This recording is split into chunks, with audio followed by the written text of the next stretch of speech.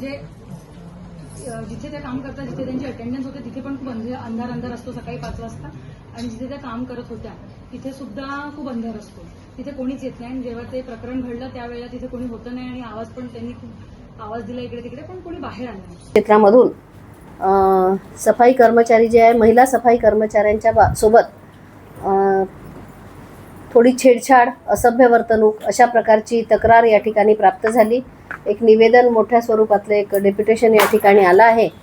निश्चितपणे या सगळ्या गोष्टीमध्ये नेमकं तिथे काय झालं या गोष्टीची सखोल चौकशी केल्या जाईल महानगरपालिकेच्या माध्यमातून. महानगरपालिकेचे त्या ठिकाणचे झेडो आणि शहराचे देखील वैद्यकीय आपले हेल्थ ऑफिसर यांनासुद्धा या संदर्भाने बैठक घेऊन बोलवून ह्या सगळ्या घटनेची माहिती दिली जाईल आणि नेमकं तिथे काय झालं याची विचारपूस केली जाईल. खरं म्हणजे त्या महिला सफाई कर्मचाऱ्यांनी पोलीस स्टेशनला देखील कंप्लेंट दिली आहे, FIR सुद्धा झालेली आहे.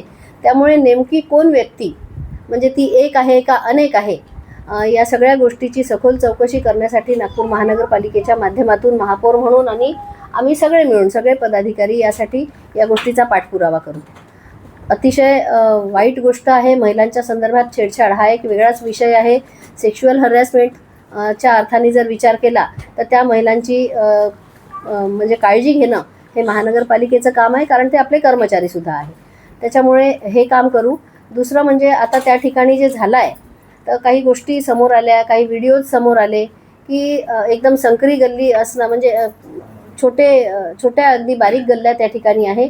त्या ठिकाणाहून महिला कर्मचारी साफसफाई करत असताना त्यांच्यासोबत एखाद्या वेळी कमी अधिक घटना जर झाली तर त्यांना ना पळता, म्हणजे ते असुरक्षित असं तिथली ते ठिकाण आहे. त्यामुळे झेडोंसोबत बोलून या अशा सर्व जिथे म्हणजे अडचणीचे क्षेत्र आहे या ठिकाणी पुरुषांच्या नोकऱ्या लावता येईल, सर्व्हिस लावता येईल का, ड्युटी लावता येईल का, हे देखील पाहणार आहे. महानगरपालिकेच्या माध्यमातून विशेषतः ते नेमके लोक कोण आहे या गोष्टीची पोलिसांकडेही खातरजमा करून घेऊन त्या नेमक्या लोकांना विशेष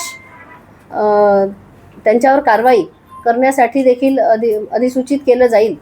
आणि मागण्या तर अनेक आहे की त्या ठिकाणी त्यांना आता सुट्टी देता येईल का वगैरे, या सगळ्या गोष्टी महानगरपालिकेचे जे अधिकारी आहेत त्यांना बोलवून या सगळ्या कर्मचाऱ्यांना त्यांच्या सुरक्षिततेच्या संदर्भाने कुठलं पाऊल आम्हाला उचलता येईल, कारण शेवटी ते कर्मचारी जे आहे ते महानगरपालिकेचे आहे.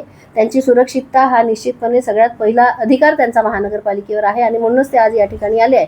अतिशय कठोर कारवाई, ते वाईट कृत्य करणाऱ्या लोकांच्या संदर्भाने कठोर कारवाई करण्यात येईल एवढं मी महानगरपालिकेच्या माध्यमातून आश्वासित करू इच्छिते.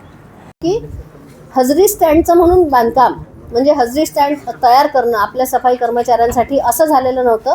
असेल त्या ठिकाणी कर्मचाऱ्यांसाठी सगळ्या प्रकारची म्हणजे लॅट्रिन, बाथरूम, पाणी, लाईट या गोष्टींची व्यवस्था नव्हती.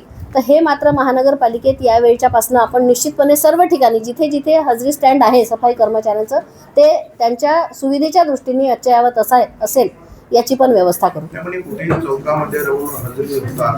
सांगते आता स्टँड नसल्यामुळे ते कुठेतरी राहून करतात.